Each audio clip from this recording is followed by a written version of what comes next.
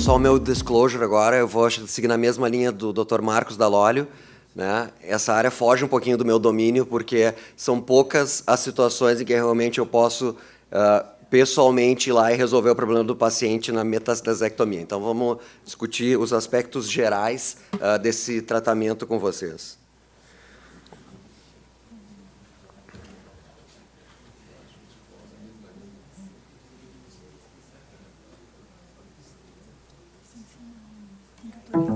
E eu gostaria de poder usar uma faca especializada também, e se fosse flexível e controlada por robô, melhor ainda.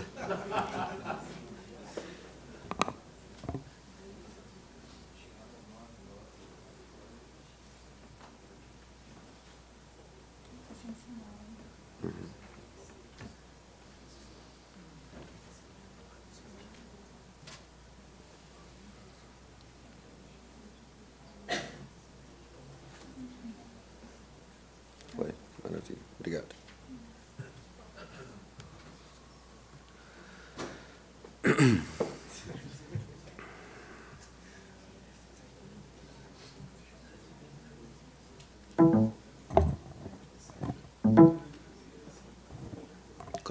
Como é que vai para lá? Tá lá? Ah, maravilha. Então tá, gente, brincadeiras à parte, né? Mais uma vez um privilégio, uma honra estar aqui. É sempre, né, um orgulho poder retornar a essa casa. E mais uma vez, né, provavelmente vai ser a última vez que eu vou falar, eu já falei bastante nesse congresso, gostaria de agradecer, né, a comissão organizadora, Lucas, Dr. Brasil, Milton, né, gostaria de reconhecer a Thaís também, que ficou no meu pé para que eu respondesse as mensagens e me comprometesse com as minhas palestras. Então, obrigado, pessoal da técnica também, vocês fizeram um trabalho perfeito, não teve nenhuma situação desconfortável para os palestrantes, parabéns. Então, o que a gente sabe? A gente sabe que, no momento do diagnóstico, mais ou menos 20% dos pacientes vão ter doença metastática, né? E esses pacientes com doenças metastáticas, eles vão sofrer mais com a doença, né? E vão ser mais desafiantes para o tratamento. O prognóstico, obviamente, de pacientes com câncer de rim e doença metastática não é bom e é muito ruim se não for tratado.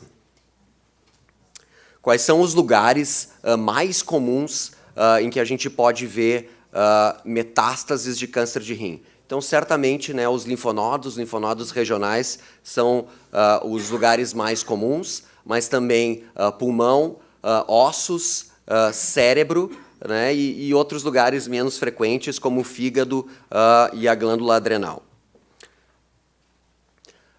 Então, os linfonodos, né, se discute muito o papel de linfadenectomia quando você vai fazer uma nefrectomia radical, né, na ausência de linfonodos comprometidos nos exames de imagem, né, não está bem claro, né, provavelmente não se tem muito benefício em fazer uma linfadenectomia regional sem evidência de envolvimento dos linfonodos. Quando se tem claramente envolvimento dos linfonodos, né, o prognóstico dos pacientes já piora, né, de uma maneira significativa, né, e também há a chance de, além daquele envolvimento de linfonodos na região, você ter doença sistêmica.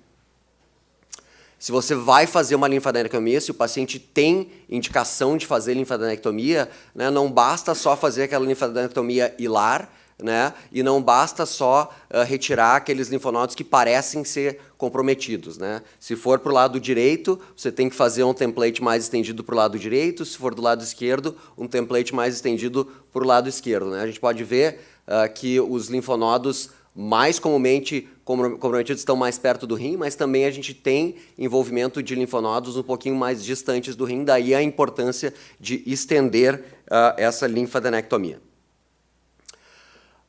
Então, os pacientes com linfonodos claramente positivos e que vão ter uma linfadenectomia mais radical, mais estendidas, né, eles vão ter benefício na sobrevida. Então, é realmente uma parte que o cirurgião pode auxiliar os outros colegas, né, que vão ser necessários também na terapia multimodal, como o Marcos comentou, né, mas o cirurgião pode, sim, fazer um trabalho melhor, remover o rim e remover os linfonodos também da maneira adequada, se houver indicação. Se sabe também, né, e é uma coisa meio lógica, né, que pacientes, né, com envolvimento N1, né, teoricamente, se forem ressecados esses linfonodos, né, eles vão ter, sim, um prognóstico melhor, né, se os pacientes têm envolvimento de linfonodos mais à distância.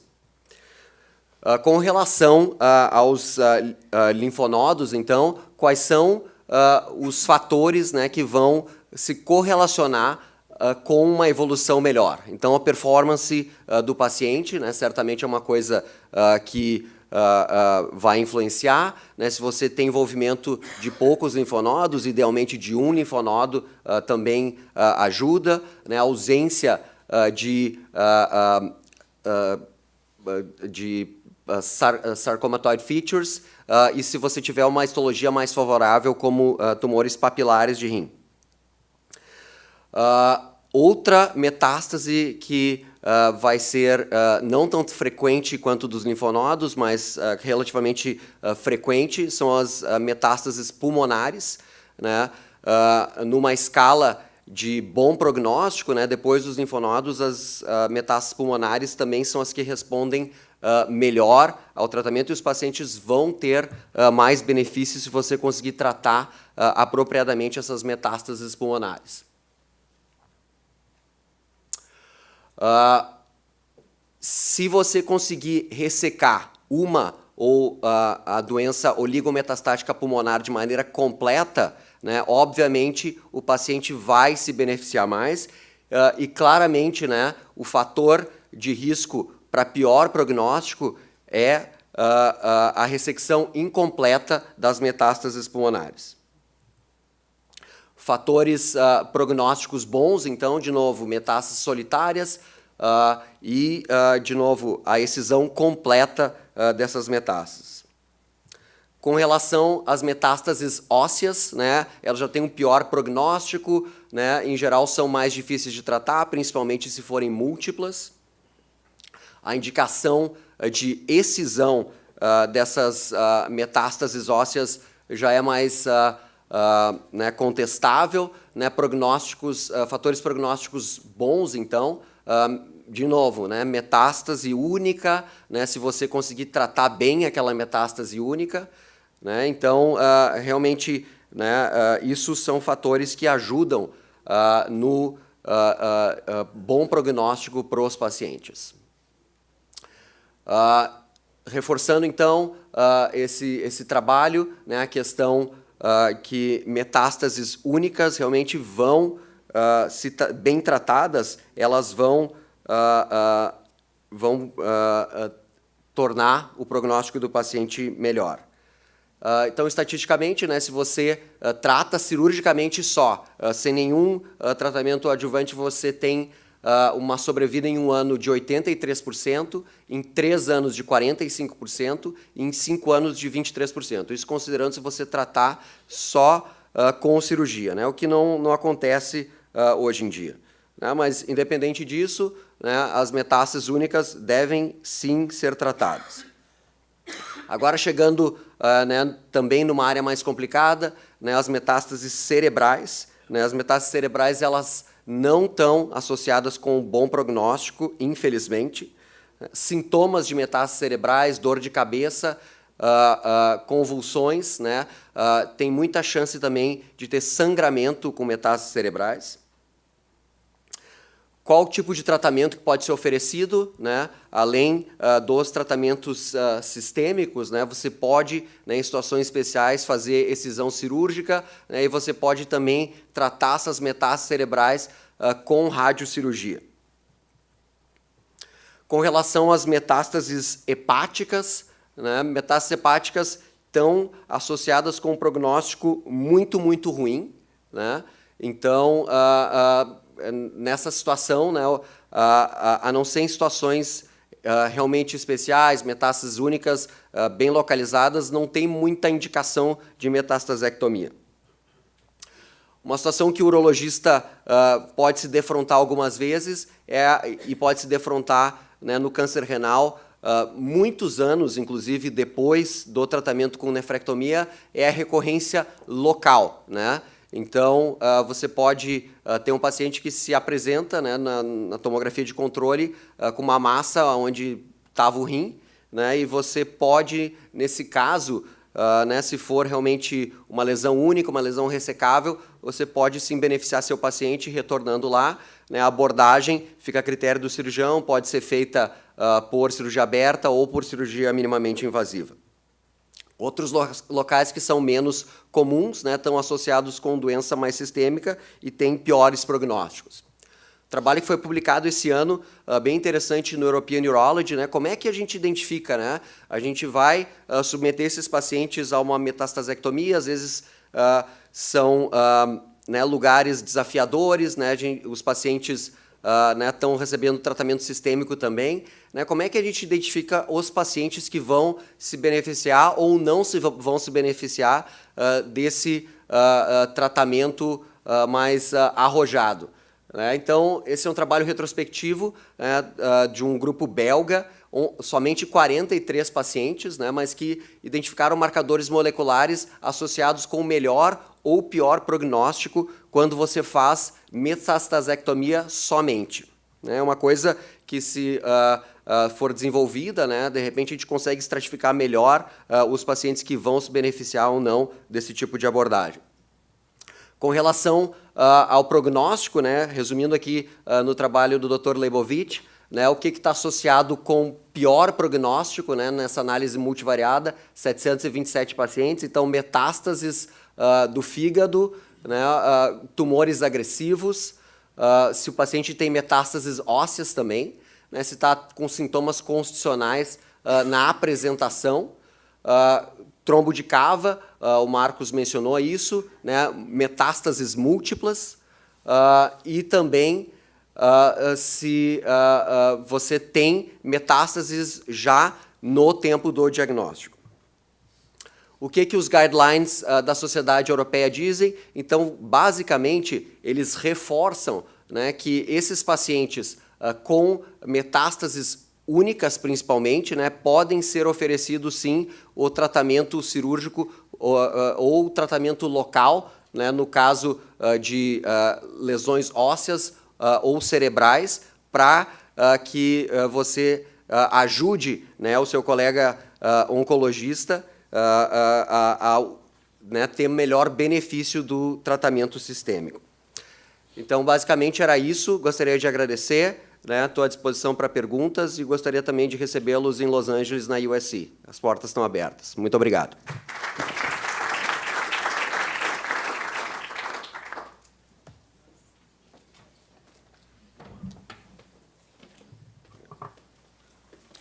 Obrigado, Dr. André.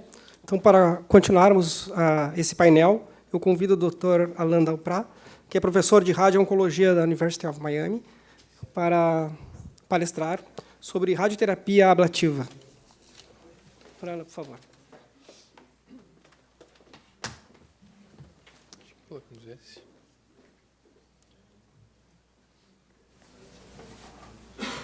Obrigado, André, pela excelente revisão. Fica mais fácil entrar no papel da radioterapia nos tumores renais metastáticos.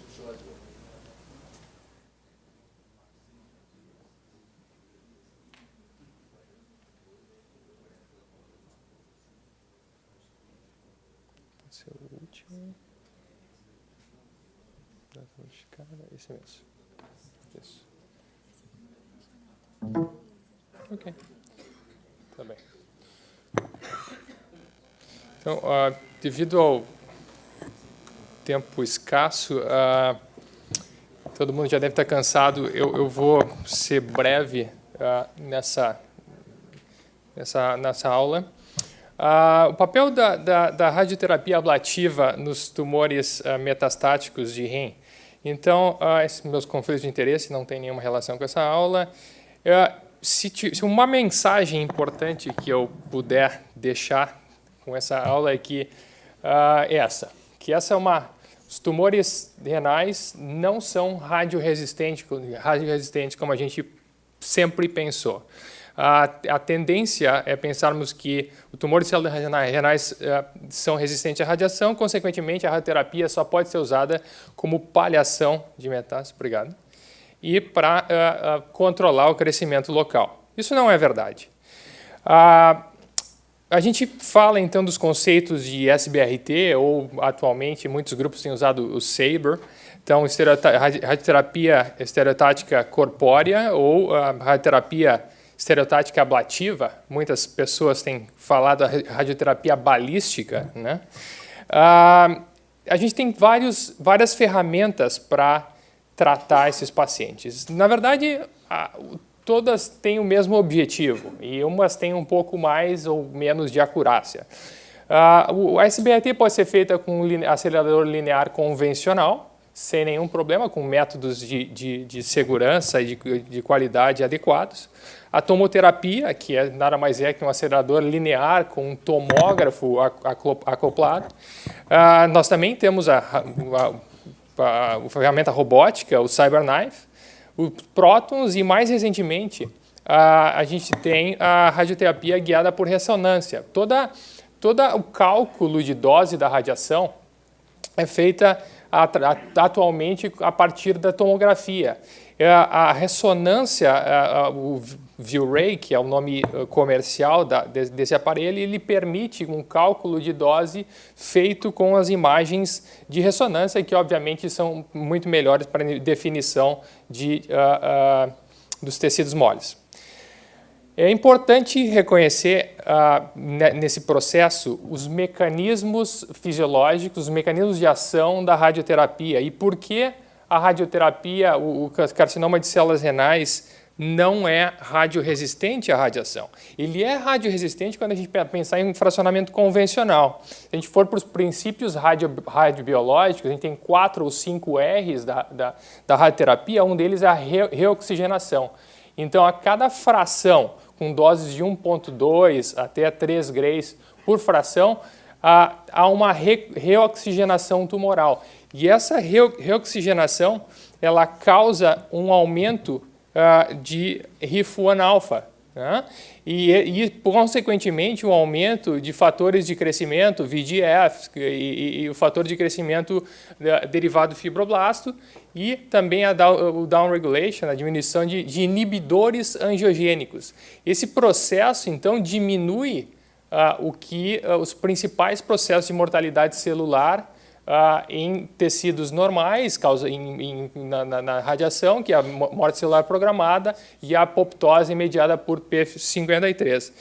O que acontece, então, quando a gente dá doses bastante altas de radiação? O processo é muito mais rápido. Enquanto aqui a gente está dependendo de radicais livres e é um processo mais longo, quando eu dou uma dose de 15 grays, aproximadamente, ou doses mais altas, em segundos eu desencadeio uma resposta rápida com essa proteína asmase que ela passa da parte interna da membrana, vai para a parte mais externa, hidrolisa a esfingomielina e desencadeia o processo da ceramida, né?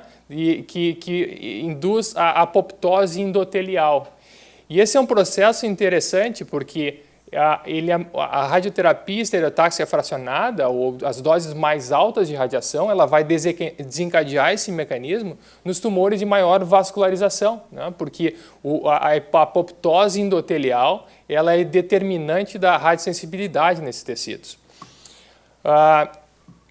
Outro processo interessante que foi comentado aqui é o efeito abscopal. O que é o efeito abscopal? É quando se dá a radiação no campo, num determinado tecido, os efeitos são observados à distância. E por que isso acontece? É uma figura bastante simples, resumida do processo, porque é muito mais complexo, na verdade. A exposição de antígenos para células dendríticas que liga, então, com os anticorpos CD4 e CD8, desencadeando a resposta inflamatória, funcionando, então, como uma vacina. A radioterapia pode funcionar, então, como um fator importante, imunogênico, fazendo que os agentes imunológicos, as drogas imunomoduladoras, sejam mais eficientes. Então, existem estudos de fase 1, fase 2, da combinação de a radioterapia em alta dose com todas essas drogas imunológicas. E qual é o percentual do efeito abscopal? Varia na literatura. Pode ser, sim, que é algo anedótico, mas tem estudos mostrando 14%, os estudos mais antigos. A ASCO agora publicou, a ASCO 2018, teve um trabalho com 28% de efeito abscopal. Foi um trabalho bem interessante, combinando a radioterapia, altas doses, com pembrolizumab depois da radioterapia. Mas, enfim, fase 1, um estudo de fase 1. Eu trago esse trabalho aqui que o Dr. Pavlovich apresentou anteriormente em próstata e que eu acho que dá para aplicar, de certa forma, não só para tumores renais, mas outros tumores, quando pensa em tratamento de metástase, né? Então, esse é um trabalho bastante interessante que foi publicado em conjunto com outros trabalhos na Nature, quando eles fizeram um sequenciamento genético da progressão primária do tumor para a doença metastática. E o que aconteceu é que um caso de doença metastática se voltou para o leito tumoral, causando a recidiva local, um caso de disseminação transmetastática. Então, a gente está observando, com os novos sequenciamentos genéticos, um padrão totalmente errático de disseminação tumoral. E esse também foi um trabalho da Nature do mesmo ano, em próstata, mas eu acho que também dá para extrapolar para outros tumores. Aqui, células com a mesma carga genética da próstata, obviamente, indo para linfonodo, mas eles conseguiram mostrar também que a doença metastática consegue se metastizar. Então, essa é talvez uma justificativa para pensar um pouco mais no tratamento da doença metastática. Se a gente pensar em tumores renais, o tratamento da doença oligometastática renal, tem vários trabalhos, todos eles com fatores em comum, que é o número pequeno de pacientes, algumas lesões, trabalhos, todos eles retrospectivos, alguns prospectivos fase 2, mas a grande maioria retrospectiva, um follow-up curto e várias doses e esquemas diferentes de radioterapia. 4 vezes 8 a 10 grays, ou 2 a 3 vezes de 15 grays. Se a gente for pensar na radioterapia balística, aquela que eu comentei anteriormente, talvez essa dose seja ainda baixa, não é? Mas nós não sabemos muito bem qual é a dose necessária para estimular ou para acelerar o mecanismo imunogênico. Isso e depende de tumor para tumor. O que a gente sabe é que o controle local, nesses casos, é muito bom. Quando vocês podem ver aqui, a toxicidade é muito baixa, porque a tecnologia hoje nos permite dar a radiação de forma muito acurada, com um perfil de toxicidade realmente muito baixo. Aqui são outros trabalhos que também envolvendo as mesmas características em termos de uma variação importante de dose e fracionamento. Isso é importante, a gente não tem nenhuma padronização. E não somente isso, se for olhar do ponto de vista técnico, a forma como a gente prescreve radioterapia para um tumor, se eu falo 15 grays em uma fração, depende para qual linha de isodose a gente está prescrevendo, se é uma linha de 100% e 80%, ou seja, a dose no tumor pode ser completamente diferente. Então, tem alguns aspectos técnicos que podem fazer totalmente a diferença. Infelizmente, a gente não tem nenhuma padronização.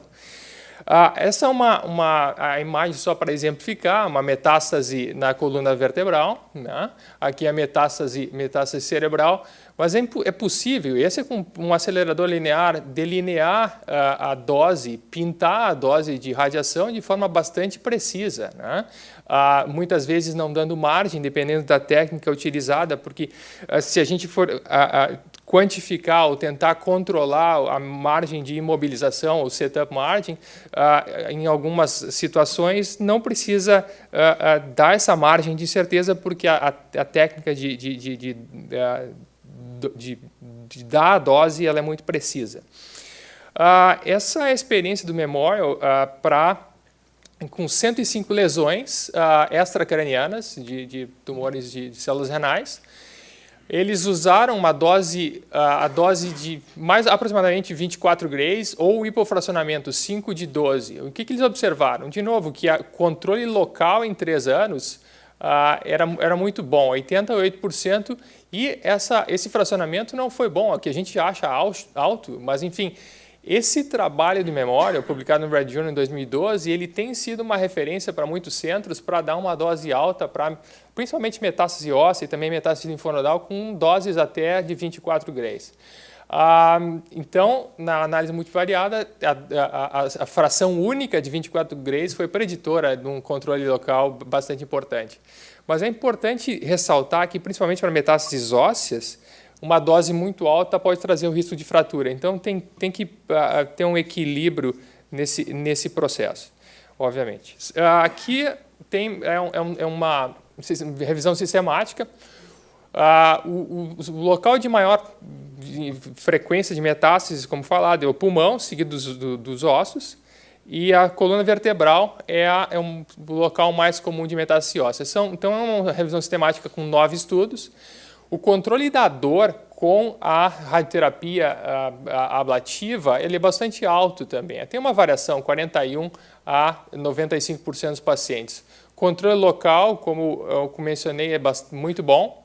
A fratura de compressão vertebral é algo que a gente observa assim, então é importante estar de olho nesses pacientes depois do tratamento.